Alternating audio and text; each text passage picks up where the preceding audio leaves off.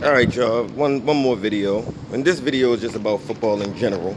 And again, my argument, my beef, so to speak, my issue is not with NFL players and their abilities. I want to say that again. My issue is not with the NFL players and their abilities. My issue is with the media creating narratives, quote unquote, painting pictures of players to try to force the opinion of the national media, not of the national media, of the national viewers. Okay, again, people in certain regions can't see every snap of every player. And the average fan doesn't really take the time out to look to see what a player does. They pretty much just look at the stat sheet and they determine who's better like that because of fantasy football. But I'm gonna roll this tape. This is a discussion about Odell Beckham being top 5. Now, the reason why my issue is with the media, because I want you all to listen to what they say in defense of Odell Beckham, and also what they say to support the issues and reasons why Odell Beckham isn't top 5 anymore. I personally don't like top 5s with receivers because for the most part, a receiver is dependent upon a quarterback the same way most quarterbacks are dependent upon their receivers. So you need both in order to be successful. But again, I'm going to roll a tape. I want you to pay close attention to the arguments made in reference to stats not telling the whole story, because there's another player who I constantly talk about when people always want to point to stats. Listen, there's no disputing Odell Beckham Jr.'s talent and his explosiveness. But for me, if I want to put a guy in my top 5 receivers, I need to see the talent. I need to see the production to go along with the talent. That's why Odell Beckham, for me, is outside of my top 5. Yeah, I mean, the production wasn't there last year, but it's been there every other year. I feel like there were injury concerns. If it only takes one rough year with injuries and other issues to fall out of the top 5, I feel like that's unfair. Like, he's been consistently awesome, and he had a blip. That doesn't mean you take him out of top 5, in my view. Maybe he wasn't top 5 as far as numbers are concerned last year, but he's still top 5. What is a blip? I mean, you're talking about a guy Odell Beckham Jr. over the last 3 seasons. He hasn't even gotten over 1,100 yards receiving. Okay, I know 1 year is a blip, but we're talking 3 years where he hasn't even gotten over 1,100 yards. And here's my thing: who would be in your top 5? Because I know damn well I'm not putting him ahead of Julio Jones, Michael Thomas, DeAndre Hopkins, Tyreek Hill, and for me and my money, give me Mike Evans. Okay, Mike Evans. Okay, that's where we differ. That's my 5. I was with you. I was with you until you got to Mike Evans over Odell Beckham, and I understand that Mike Evans. The production. Listen, put on the stats, put on the tape. You tell me who's been the more productive receiver over the past few years. Odell Beckham Jr. or Mike Evans. We can put up the stats, and you're probably right. But if you turn on the tape, I know that the better receiver, in my view, is Odell Beckham. The routes are sharper from Odell Beckham. The big plays are impressive from Odell Beckham. And Odell Beckham did it with Eli Manning, who was a quarterback who was at best kind of average and on the tail end of his career. Now, I just want to stop this video right here because I want you all to pay attention to what they're saying. You know, Dominic Foxworth, he says that Odell Beckham played with this quarterback and that quarterback. But again, he's talking about trusting his eyes. As I always say to people, trust your eyes. He's saying put on the tape. Watch Odell Beckham run his routes. Watch Odell Beckham set up cornerbacks and for the most part, beat them. Now, after he does that, the quarterback has got to get him the ball when he gets open. You can't wait for him to do his move. You got to anticipate it, see it before it happens, and then throw it. You all have to watch and trust your eyes when it comes to evaluating talent, because this is a team sport. You got 11 people on both sides of the ball. Everybody has to work in concert. You know, Odell Beckham can put all the moves on he wants. If the quarterback doesn't see it, doesn't get it to him when he's open, waits until after he puts on the move and runs into another defender's area, it's going to be an unsuccessful play. But, which is why when I talk about Lamar Jackson and people want to say, you know, well, he doesn't do this, he doesn't do that. You know, but I'm telling people that he dominates the game. Again, back to Odell Beckham. When you have a quarterback who's not getting you the ball when you need it, when you have an offense that isn't really designed to run through you, but designed to try to use all of its parts, you're not going to be as successful stat-wise as another wide receiver, say Michael Thomas, when the entire passing game is run through him. He's going to get more opportunities, so he's going to get more stats. That doesn't necessarily make him a better talent. That makes him the focal point of his offense. Whereas Odell wasn't the focal point of his offense last year. They had no focal point. They didn't know if they wanted to be a running team, a passing team, if they wanted to go through Jarvis, Odell, the tight ends. They didn't really know what they wanted to do last year. That doesn't diminish his talents. And when you say a top 5 player, in my opinion, a top 5 player is a player that we can debate, is he top 5 or not? Doesn't necessarily mean it's written in stone, he's 1, 2, 3, 4, or 5. It just means that if you were to debate this, is this a player that is even debatable in that area, in that zone? That's what a top 5 player is. You know, we want to say, well, the media wants to say, well, you can't judge Odell Beckham based upon last year because of what he's done outside of that. Yet, we want to discount what certain quarterbacks do when they win unanimous MVP, and we want to only focus on 2 games where they lost, the 2 playoff games. But we don't want to say about what they've done in their regular seasons, and they've only been in the league for 2 years. That Jameis Winston turns the ball over a good amount, but Jameis Winston's going to give you chances to make plays.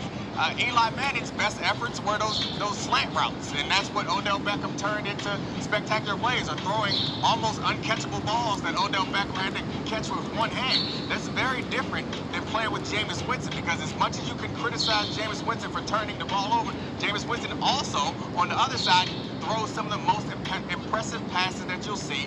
He'll give his receivers a chance. And then Odell Beckham went from Eli Manning to Baker Mayfield in his second year, which has not been very impressive in his second year. So I think that all things considered, I think it's easy to just go by the stats. That's what I would expect from some fans to do. But you and I, we got to go deeper than just the stats. You know the stats don't tell the whole story. You know the stats don't tell the whole story. Wow, what a statement. You know the stats don't tell the whole story. This is why I tell people, man, when you look at Patrick Mahomes and you look at his stats, the stats don't tell the whole story. You've got to look at how is he getting those stats. Is he throwing pinpoint dimes, fitting the ball in between multiple defenders, or does he just have talent all around him that's making plays all over the field? You look at Lamar Jackson. Is he the focal point of his offense? Whereas though he's dominating the game from the running of the ball and the passing of the ball, is he the key that the defenses have to stopping the Ravens' offense? Because when it's Pat Mahomes, it's not Pat Mahomes that you're worried about. It's his talent around him that you're worried about. When it's the Ravens, it's Lamar Jackson on offense that you're worried about. You're worried about letting Lamar Jackson take over the game, so you try to stop him. Everything is relative in football. Odell Beckham can't put up his best numbers with a quarterback that has not yet understood how to use him effectively. So it's all based upon what's around you. If a Lamar Jackson doesn't have Tyreek Hill, Mecole Hardman, and Sammy Watkins to open up the field for him, then maybe that isn't the area of the game that he's going to have his best stats in, his most production. But when you look at overall production of a player, you can't dispute whether or not if he's a top talent. And that's what I'm trying to say about football. I want everybody to understand this. When it's a player that they want to speak up for, they'll say these things. But when it's another player who they don't want to speak up for, they won't tell you all in the national viewing public that you can't always look at stats. They want to point directly to the stats. Well, the stats say such and such and such and such. Well, right now, I just heard somebody on national TV say you cannot always look at stats. They don't tell the whole story because they don't. That's why you can't say one quarterback who has better stats is necessarily better than another quarterback.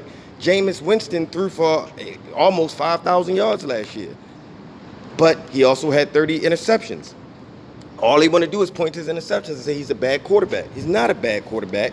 He's a gunslinger who is fearless, so he throws a lot of interceptions. That doesn't make him a bad quarterback. Maybe he needs better decision making, but his overall talent is high, which is why he's in the NFL. Odell Beckham Jr. is a talented wide receiver. I don't believe that there's too many cornerbacks that can take him one-on-one and shut him down. I just don't believe that. If the Browns knew how to use him properly, if they ran their offense through him to force teams to double cover him, then you open up the field for everyone else. They just weren't using him right. I pray, because I'm a Ravens fan, that they never use him right. But if you use a talent like a Odell Beckham Jr., much like they have down in New Orleans with Michael Thomas, and you run the offense through him, that's going to open up the field for others. Imagine if they fed Odell Beckham Jr. at the same time they handed the ball off 15 to 20 times every game. You understand how wide open Jarvis Landry and Njoku would be? That's what I'm saying about football. That's why when Lamar Jackson, when he takes most of his snaps and he runs, and he feeds it to Mark Andrews, that's why when he does throw it to his wide receivers, for the most part, they're getting one-on-one coverage. That's the reason why. That's football.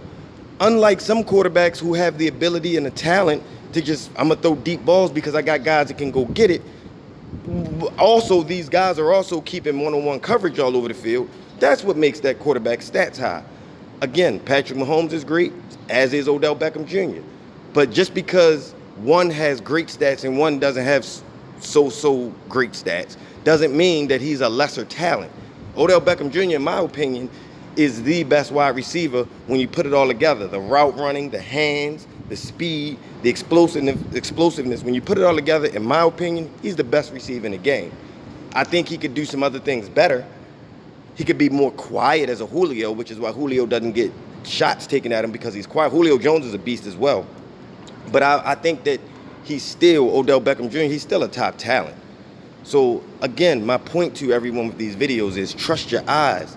Let's start really giving these guys the credit they deserve when they do certain things on the field.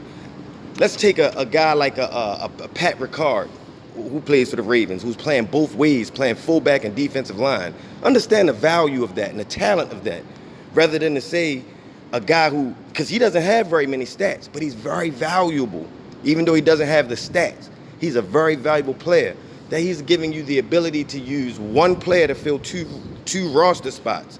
So it gives you flexibility with other places in your roster. Again, that's value. That's a valuable player. That's why he went to the Pro Bowl. He didn't have better stats than all of the other fullbacks in the game, but his value, he definitely didn't have better stats than all of the D tackles in the game, but his value to the football game itself, which is not seen in stats, was so appreciated that he made the Pro Bowl. So again, trust your eyes. Stop letting these guys tell you the stats. Stats directly correlate to a player's success or lack of success. It's not. It's everything around that player. It's the context of the game. It's the context of the offense.